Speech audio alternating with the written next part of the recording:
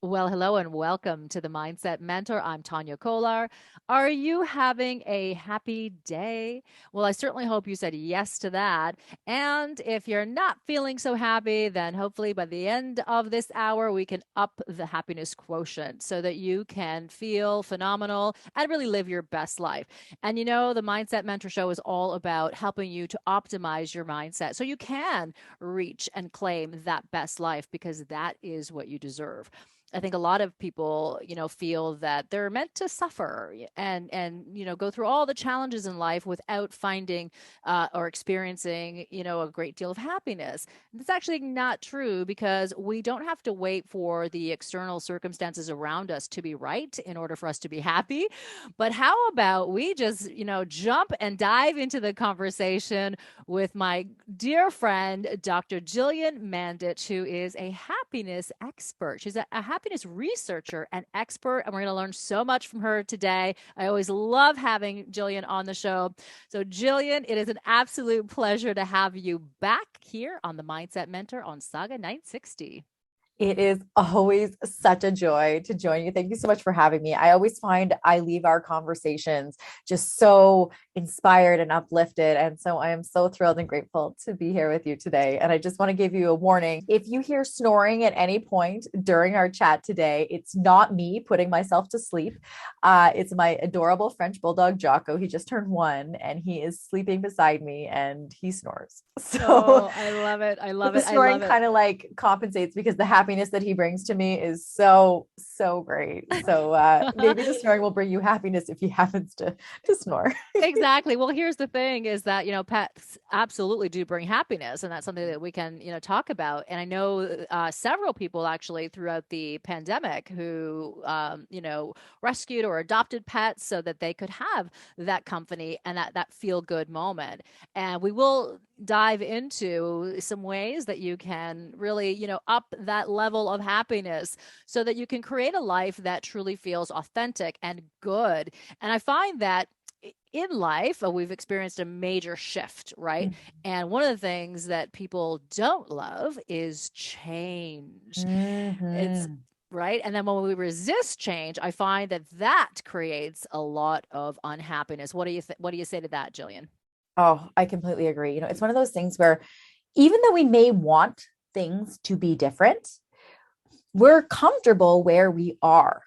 And so often we have to stretch or grow or get out of our comfort zone or do something we've never done before or something that may feel uncomfortable.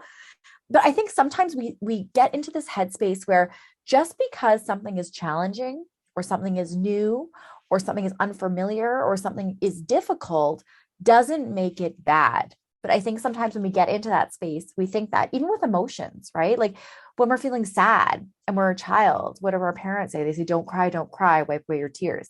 But if you're actually sad, crying is a normal, healthy response. So we're taught to sort of mute a lot of those things. We're not really taught how to cope with difficult things. And change is one of those things because the only constant thing we really have in life is change, right? Things are always changing. Every day we are one day older. Every day things are different in the world, but we don't necessarily have the awareness around it to notice it, right? Like it's kind of like one of those things where I think COVID, for example, brought our health to the forefront because especially at the beginning of the pandemic, it really made us aware of our health and of mortality, right? Because we were seeing like people passing away from COVID and we became hyper aware of this. But really, at the same time, I mean, we could all walk out our house today and get hit by a bus. I mean, I hope we don't, but it's a possibility. But we don't go through our day thinking that every time we walk out our front door. So it's sort of like when sometimes when things are put into our path and into the forefront, we start to pay attention to it. And change is one of those things where we've had to change our workplaces, we've had to change how we see our friends, we've had to change, are we wearing masks? What are our health protocols? And so there's been a lot of uncertainty, absolutely. And what we've seen is that creates a lot of anxiety, a lot of stress because you don't know how to cope, and then sort of the ripple down effect of that is it is affecting our happiness and our mental health.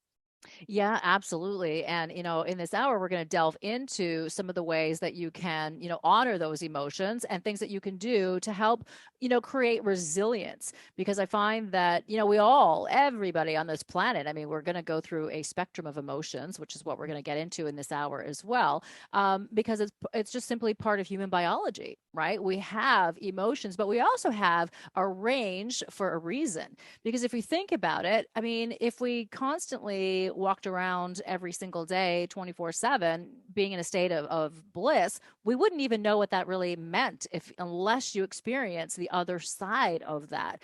So it is important to have emotion and also to feel and express emotion. But I think there's a difference between getting stuck and locked in a fixed mindset, which is going to create that emotion, and we stay there for too long. Now, when we repress our emotion, that leads to dis-ease in the body and all kinds of things. So it is certainly important to do that. But when you see someone who is always on a negative loop, with the thought patterns, and they're creating more negativity, and they refuse to see the positive side of things, that can be a real challenge, both for the person experiencing that, but also for the person that is witnessing a friend, a loved one, in their life being stuck. So, how can we get unstuck when we experience, this huge shift and change, and we feel like the emotion is a bad thing? Mm, yeah, I mean, this is something we're all facing, and even myself. Like I've been researching happiness for 8 years now.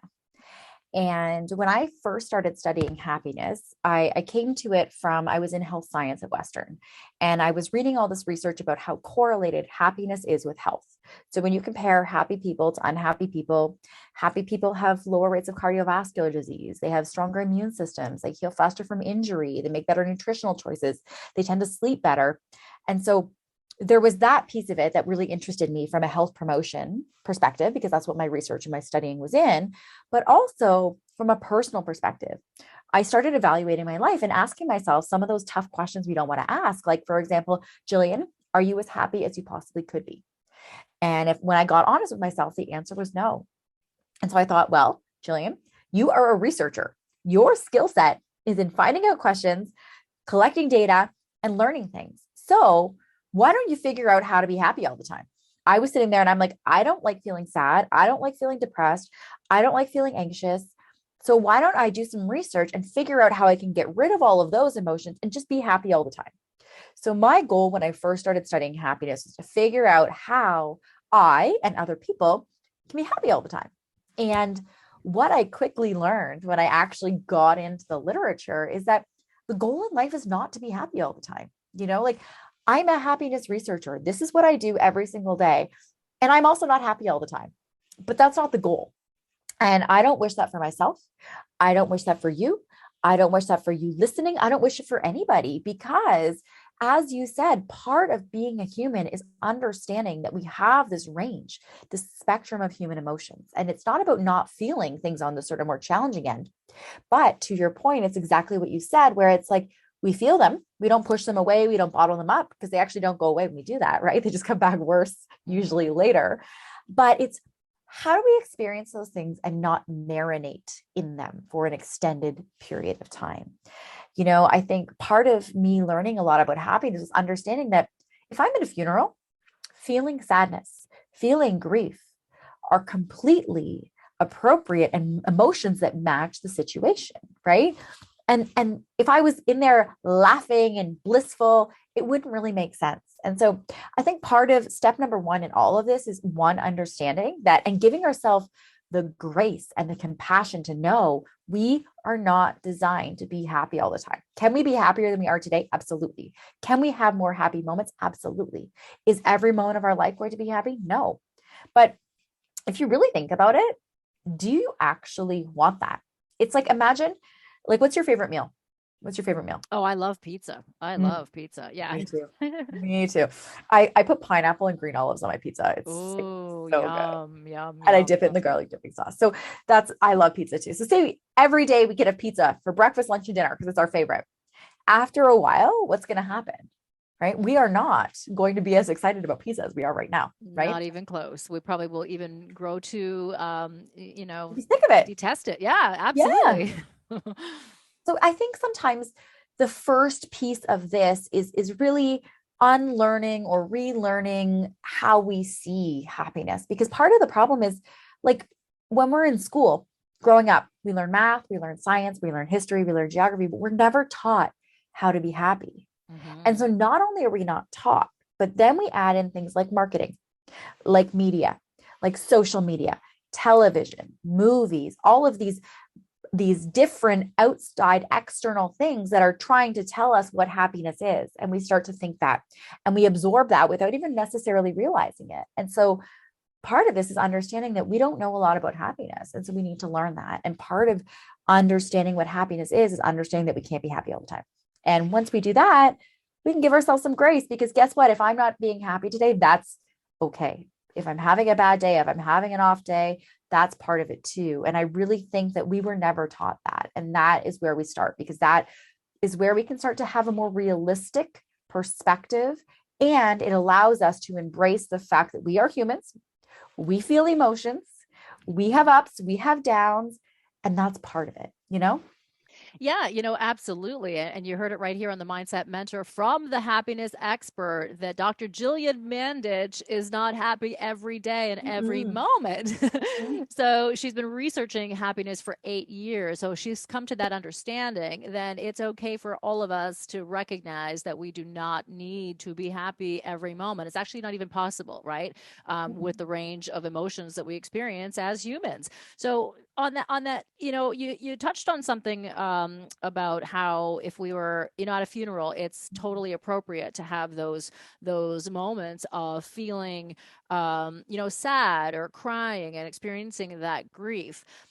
In a totally normal situation. However, there's also the flip side of that where someone is experiencing sadness or depression in a very happy, uplifting environment. So I Mm-hmm. want to talk about that because I feel that so many people going through, this change and shift in the world that we've all experienced collectively are having a really difficult time of getting past that and seeing that, there is a benefit to some of the challenges that we've all experienced.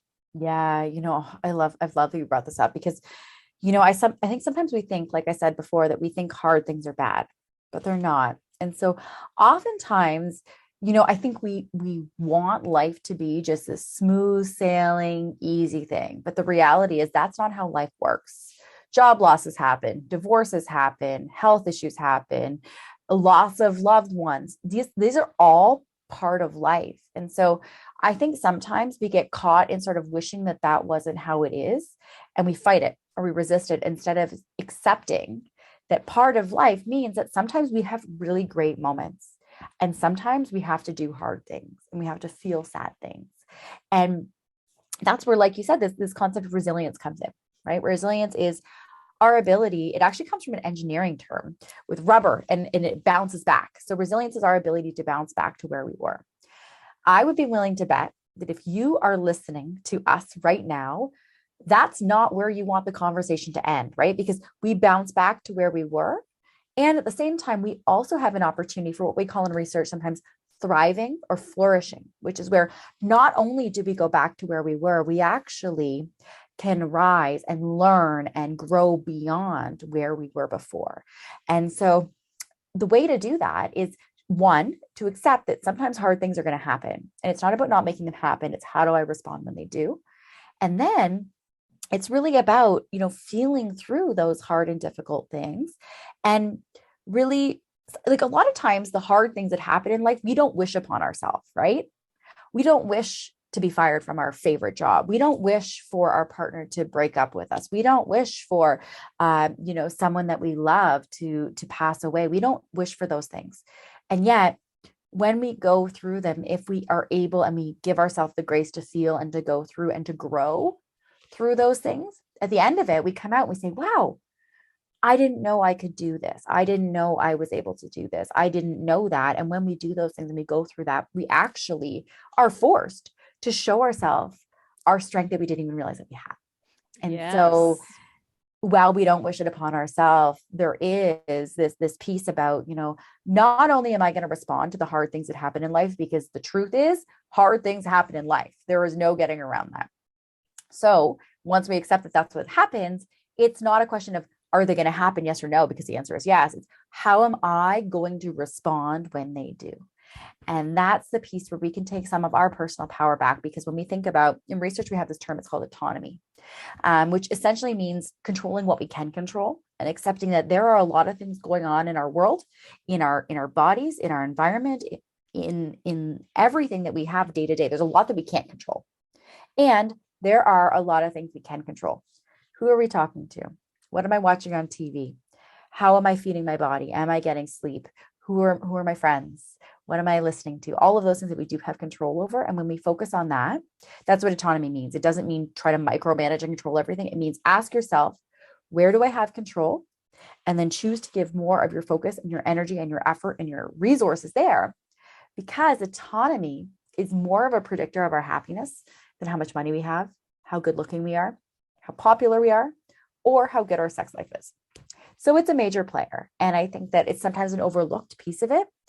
And it's an important piece to remember, because this way, what happens is it gives us power back in situations where we don't feel we have control, because it allows us to refocus on the things that we do. And when we focus on our autonomy, we are able to be more resilient and not just bounce back, but that's where the flourishing and the thriving piece comes in. Oh, I love that. Through that process, of going through any challenge in life, it's so important to recognize, as you say, that you can thrive and you can flourish, right? So there's that post-traumatic growth, Yes. and there's so many wonderful benefits to going through some of the challenges. And I Mm-hmm. find that when you have experienced great challenges in life, Yeah. when another challenge comes around, you are more resilient and you are able to bounce back. And part of that, of course, is due to having that autonomy. So Mm-hmm. we're going to take a break here on the Mindset Mentor on Sauga 960 AM. I'm Tania Kolar. My special guest today is the fabulous Dr. Gillian Mandich. She is a happiness researcher and expert, and we're going to learn more ways to get happy and up that happiness quotient. Stay tuned. Well, hello and welcome back to the Mindset Mentor. I'm Tania Kolar, and I'm so happy to be here with you today. And I hope you truly are having a super happy day. Now, of course, every day is not happy, but in every moment, we can choose to be happy despite what's going on around us. And I know that's kind of a hard concept for many people to recognize and to realize. And that's okay. If you're feeling miserable right now in this moment, please continue. I'm not telling you to that you have to do anything. I'm just saying that we do have a choice, and we can really focus and optimize our mindset to create the reality that we want. Now, we talked with my special guest today, Dr. Gillian Mandich, who is a happiness researcher and expert, about there is a range and a spectrum of emotion, and it's important to experience that range. But it's also important to recognize that when you're, as she calls it, marinating in a certain state that is not serving you, that's an opportunity for you to make a new choice, to decide that you want to move forward in a way that's going to serve you. So let's continue the conversation. Jillian, it is such a pleasure to have you here. I always love our conversations. And yes, we can all use a little bit more happiness in our lives. Absolutely. I'm so thrilled to be having this conversation today, because I feel like so often when we look to, advertising and social media and these curated, polished, filtered images of these bright, shiny people doing wonderful things with meals that look like a chef prepared them all the time, we think that that's what real life is, and it's Mhm. not. And this is such an important piece of the conversation to have, is to really, let's be real. We are humans. We are feeling beings. Happiness is not what we feel all of the time. And when we can sort of take a step back and talk about that, which is what we're doing here today, it gives us the freedom to feel, the freedom, the permission to be humans having a human experience. And sometimes life is messy. Sometimes life is hard. Sometimes life is brilliant. Sometimes life is quiet. There's this range, there's a full spectrum of emotions. And we know from research that it is actually normal, healthy, and a good thing to experience the range of human emotion. Awesome. So So much, right? Yeah, absolutely. So I want to talk about what actually is the range of emotion. What are the basic emotions? Because there's a myriad of emotion, but I think that they all can tie into a certain amount that everyone has experienced. So what are the key emotions?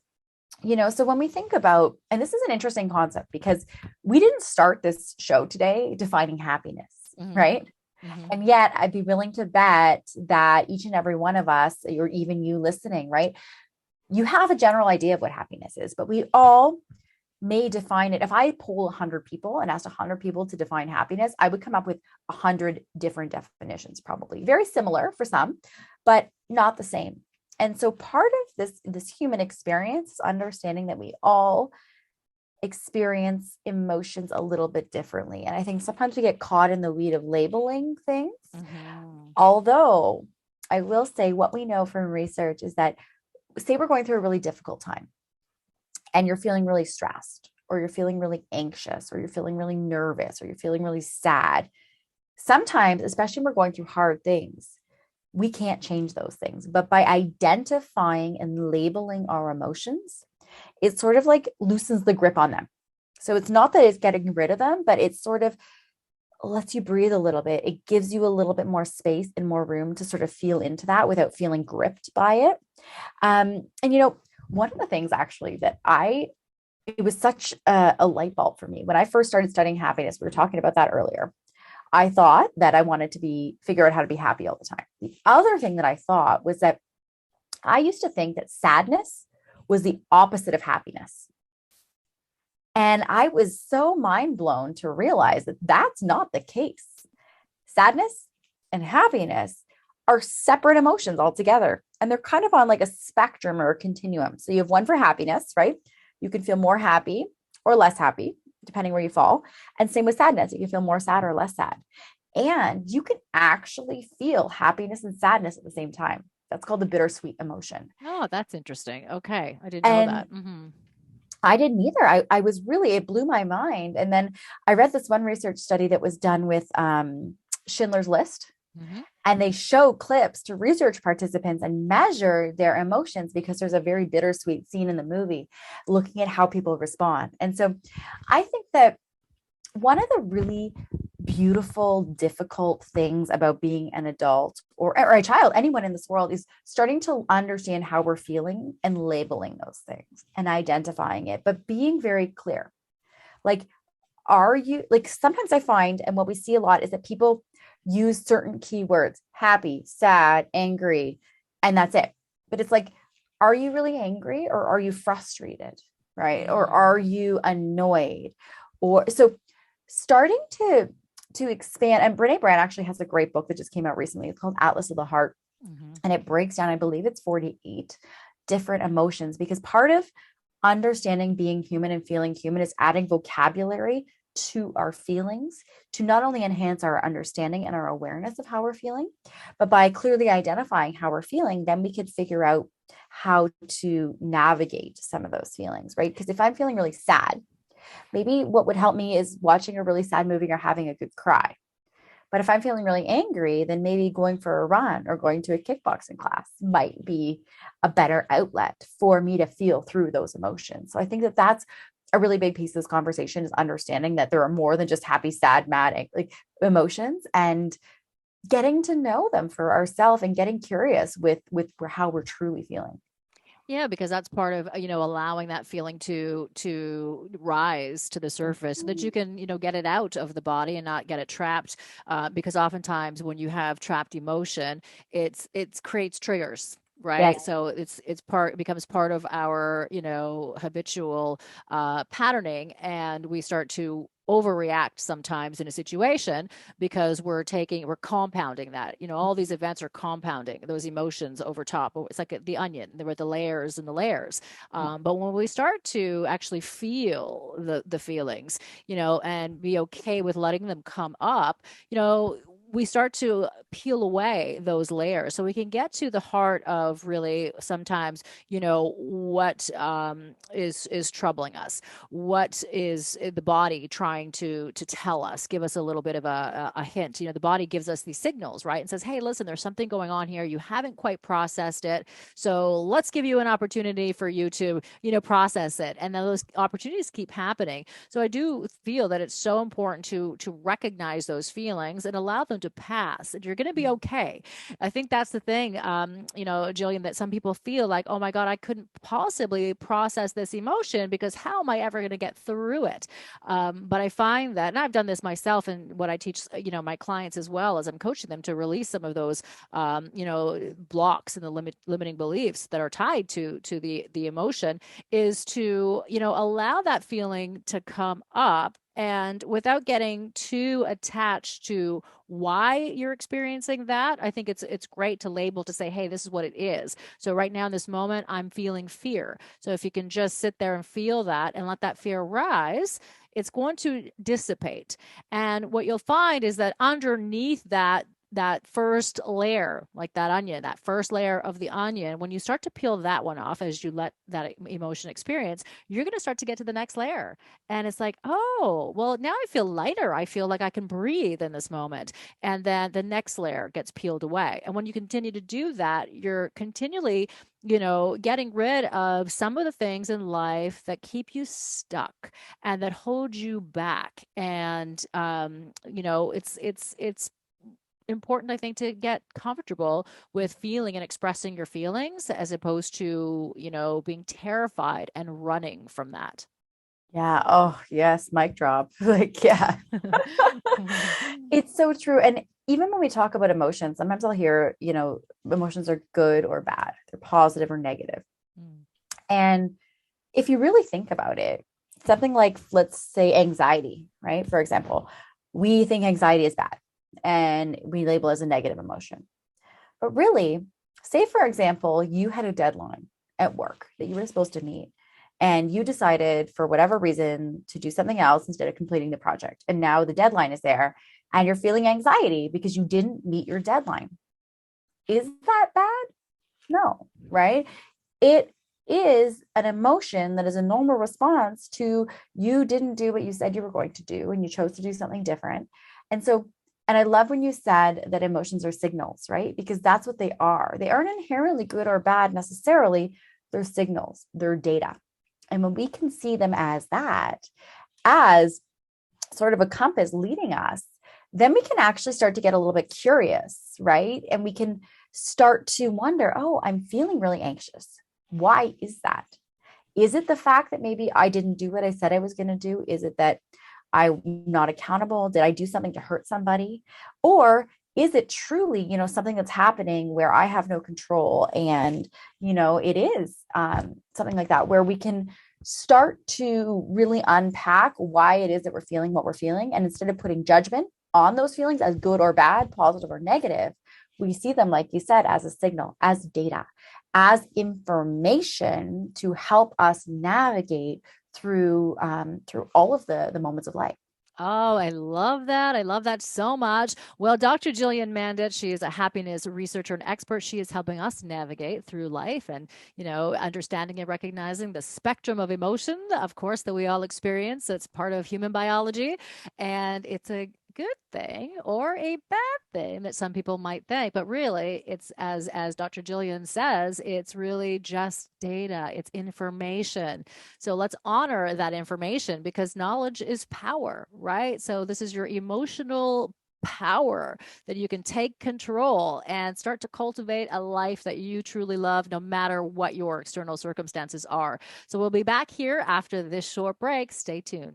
And welcome back to the Mindset Mentor. I'm Tania Kolar. My special guest today is Dr. Gillian Mandich, who is a happiness researcher and expert. And by the way, she is not happy every day. It's not humanly possible, which is kind of a relief when you think about it, because I think so many of us go through life thinking, oh, I should be happy all the time, even when you're, having a meltdown on the inside, when you're feeling all this, chaos and turmoil, and you're feeling grief or sadness. Sometimes we put on that brave face because we feel that it's expected of us. But really, if we start to boil it down, who's expecting it? I think it's we expect it of ourselves. So, Dr. Gillian Mandich, welcome. Let's continue the conversation. And how can we give ourselves a little break when we put so much pressure on ourselves to be happy all the time? Oh, it's so hard. And the other thing is we're a work in progress, focusing on our happiness is a practice. Like I always say, happiness is not a destination, right? We don't arrive at happiness one day and then we're like, oh, I've reached happiness. I'm good. Bliss for life. Not going to Yeah, happen. Yeah. thank you. It doesn't work like that. Oftentimes I think step number one is instead of seeing happiness through the lens of a destination or that like we say all the time in our heads, like I do, or I'm working on not, but I will be happy when fill in the blank, right? Mhm. When I have X amount of dollars, when I'm a size, whatever, when the scale says whatever, when I get married, when I get divorced, when I get this job, when I, whatever. But that's not how happiness works. Really, instead of seeing happiness like a destination, I see it like a practice. I sort of think that if we look at happiness the same way we look at nutrition or the same way we look at physical activity, it starts to change the conversation and it gives ourselves grace and it gives ourselves power to do something about it. So, say, for example, like you went to the gym tonight, right? And you had the best workout of your life. You would never leave the gym today and then text me and be like, hey, Jill, I just had the best workout of my life. I've reached fitness. Right. I don't have to work out. I'm done. I reached fitness. No, because guess what? In the next couple of days, you're going to have to go back to the gym and move your body if you want to be a fit, healthy woman.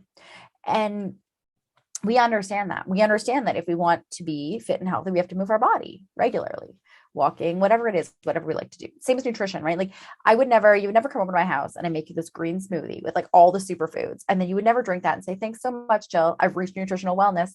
I'm good, right? We know that at next meal, you're going to be hungry again. So if we can, instead of seeing happiness like a destination, look at it the same way we look at fitness and the same way that we look at nutrition, where we see it as a practice. We don't arrive at it. We're never done. But there are things that we can do to sort of like, I almost think about happiness like a muscle, right? You go to the gym, you lift weights, over time, what happens? You get stronger. The more that we do things to boost our happiness muscle, to create moments, and not all moments, but the moments that we create. We're not working out 24/7 in our life either, right? Sometimes we do that. And over time, we get stronger. And I think that part of this conversation is changing the lens that we see happiness through and understanding it's a practice, understanding that some days are good and some days are bad, and some days are better than others. And guess what? It's all a practice. I would never go into a yoga studio. I love yoga. And, get on my mat and say I have a class where I feel like I'm really good, like I'm doing, I'm balancing really well. And then say maybe the next day I go in, but I've been sitting at my computer for 8 hours. So now when I'm walking in, because I've been sitting for so long, my hamstrings are tight, my hip flexors might be tight. And so maybe I can't touch my toes today because I've just been sitting. I don't judge myself and say, Jillian, yesterday you were a really good yogi and today you're a really bad yogi. I understand that it's just my practice today. So happiness is kind of the same way, where when we can give ourselves the grace to allow all of those things and to sort of see it as a practice. It's not a perfect, right? It's a practice. That really changes things. Yeah, I love that because I think, so many of us are really hard on ourselves and the expectation to, to achieve that greatness, whatever that happiness looks like, right?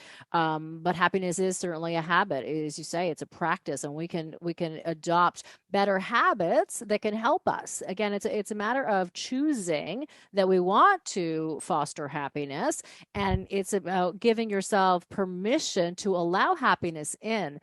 I find that many people, and listen, myself included, have at times put a block on and a cap on happiness. And it's like, well, no, I don't deserve to be happy in this moment, so therefore I'm not going to choose to be happy, or I'm not going to even think and consider that it's a practice and I can change the situation.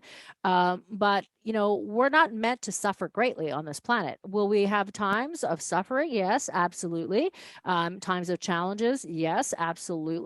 But it's not about that we don't deserve happiness. So I think it's really important to allow the good to come in. And sometimes all we need to do is simply step out of our own way.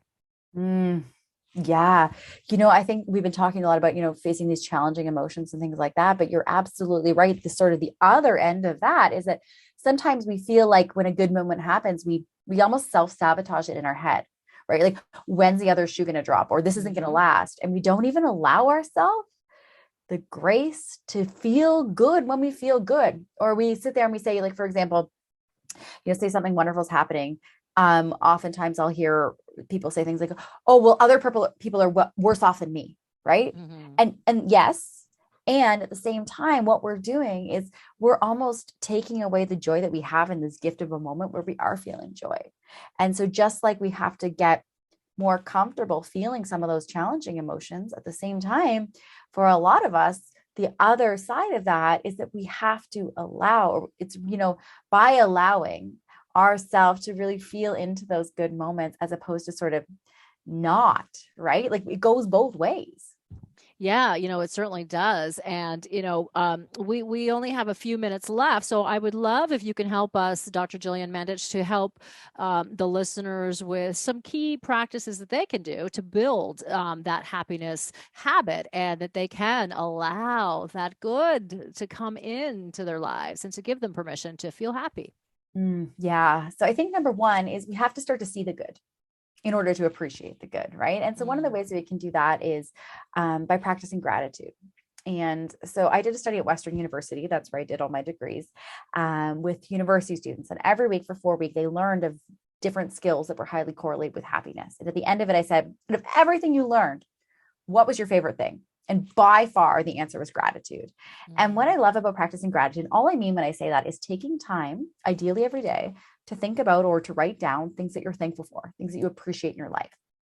And happiness and gratitude are highly correlated. But what I love about gratitude is that it doesn't cost anything, it doesn't take a lot of time, and it can be done anywhere. So if you're listening right now and you just think about in your life, what's something, someone, something that happened, something you've learned, whatever it is, a body part, doesn't matter what, in your life that you're thankful for. And if you just take a second to think about that, you've practiced gratitude. That's it. And in like a good, better, best, it's really good to think about things, writing it down. If you want to maximize the impact of the practice, then we write it down. But that's something that I think we can all do. There is no excuse to not find 2 minutes to think about things that we're grateful for. Yeah, I love You that. It's know? always great advice. I mean, gratitude for me has been a game changer. And, because we can focus on some of the negative things that happen in our day or that we've witnessed, and it's going to change our physiology. Mhm. And if we choose to look for some of those great things that happen in the day, because they exist as well, they always do to simultaneously, the good Yeah. and the bad, or what we label to be good and bad. And so we can really change our physiology and the way that we feel, and even turn a mood, into a different state, right? If we find that, okay, I'm feeling down, sometimes just allow yourself that time. But I also kind of think we can, depending on the situation, sometimes just put a cap on that. It's like, okay, I'm going to allow myself a little bit of time to feel this, but I want to shift it. I will shift it. Oh, I love that. Right. Because, yeah, you're absolutely right. It's like, if we're feeling how we're feeling, it's not about just getting rid of it really quickly, like hitting fast forward and not going through it. Hmm. And like we talked about earlier, it's about going through it, but not marinating in it. Right. That's, Yes, I mhm. love that. Not to marinate in it. And I listen, I mean, we've all been guilty of that Oh, sometimes. yeah. Oh Oh, my yeah. gosh. And just like happiness is a practice, feeling every emotion is a practice. It's not a perfect, right? Like I said, Hmm. I'm a happiness researcher. This is what I do every single day. And yet I'll have moments where I'm having a pity party, or when I'm noticing that I'm caught in this negative spiral of, woe is me or whatever it is, because we're humans. We are not perfect people. It's not about that. Perfection is not the standard, right? It's really about showing up for our life, doing the best that we can, Hmm. giving ourselves the grace when we do something we maybe would have done differently, and just trying to be better than we were yesterday. I Right? Like, love that's that. it. Yeah, I love that. And also to really recognize, that life doesn't have to be perfect, right, for you to be happy. And if we are always waiting for things to be right, I mean, you talked earlier about how, oh, if I had this, fill in the blank, right? The car, the house, the spouse, the wardrobe, the body that I wanted, then I can be happy. And I just read something by Jim Carrey, which I thought was great. He said that he wishes everyone would get rich and famous and have everything that they ever dreamed of, so that they will see that that's not the answer. That's not the Mm. answer, right? So we don't need to wait for everything to be perfect, because first of all, it's never going to be perfect, right? So Mhm. why delay our happiness when we can just grasp it at any time? Yeah. And like so much is going on that we can't control. And if our happiness is contingent on that, then we're setting ourselves up for, not being happy. Right. Hmm. But if we understand that a lot of our happiness is within our control, it's what we focus on, it's our thoughts, our actions, and our behaviors. Right. Then what happens is, instead of making happiness, if X, Y, and Z happen, then sometime in the future, I will be happy. It actually is a very empowering thought to know that, guess what? No, I can focus on my day to day. I can ask myself and survey myself, where can I bring more joy to my day? What can I do today to make me feel happy? And then do it. Because, it's interesting, as a happiness researcher, so often I'll ask people, the question, are you as happy as you think you possibly could be? I've never had anybody say yes to me, ever. I surveyed thousands of Mm-hmm. people. Mm-hmm. And then my next question is, okay, well, what makes you happy? And the amount of people that really have to pause and think about that answer is staggering. Because a lot of times we don't just take the time to ask ourselves, what are those things in my life that truly make me happy? And when people answer it, and I think one of the silver linings that I've seen as a happiness researcher during this pandemic is that before the pandemic, when I asked that question, what makes you happy? It was, taking a trip. It was, my birthday party that was at wherever that was all fancy or whatever. Now, when I ask people what makes you happy, I'm hearing things like going for a walk with my friend, going out for dinner with my mom, seeing a movie. A lot of these things that we took for granted in our life, we now, when they were removed, when we couldn't do them, we realize how much a lot of those things day to day that we had, we actually really appreciate and bring us a lot of joy. Yeah, it's So, really focused our values, yes. refocused our values, or just, kind of shed a light on some of the things that really do mean, happiness to us. Yeah. And, a lot of those things that we maybe took for granted or didn't notice or appreciate how impactful they were, we now see that and we now understand that. And I think a lot of happiness is not complicated, right? It's really the phone call. We were chatting on the phone last week and I got off the phone and I thought, oh, I feel so great right now, because it's that connection. We weren't even physically together. We were on the phone. And Hmm. yet it's things like that. It's a phone call. It's not a trip to Barbados, right? Yes, it was And priceless, right? that's Absolutely it. priceless. Love it. And unfortunately, we are out of time. So Jill, can you tell the listeners how they can find you? Yeah. So my website is my name, which is Gillian Mandich, and I'm Gillian with a G. So it's GILLIAN MANDICH. That's a hub. All my things are there. And yeah. Love it. All right, Jillian, it's an absolute pleasure as always. I mean, I could talk to you all day long, but we're out of time.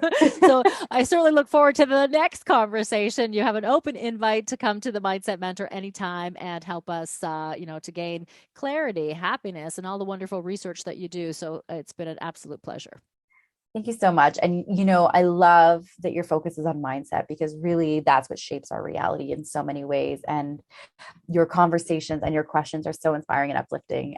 So thank you for having me, and thank you for doing what you do, because we are collectively better together. And it's leaders like you that really help move the needle forward. So it's always a pleasure to talk to you. Oh, a beautiful conversation. Thank you so much, Dr. Gillian Mandich. Please check out her website and, ensure that you're going to allow that happiness to come in, welcome it in. We want to step out of our own way. But you know what? Hey, listen, just remember that you are a human. You have that human biology, which means there's a range of wonderful emotions, the good, the bad, and everything in between, or whatever we call those emotions. So allow yourself to live in them, them, and not to marinate in them, as Dr. Gillian Mandich advises, but do ensure that you welcome in happiness.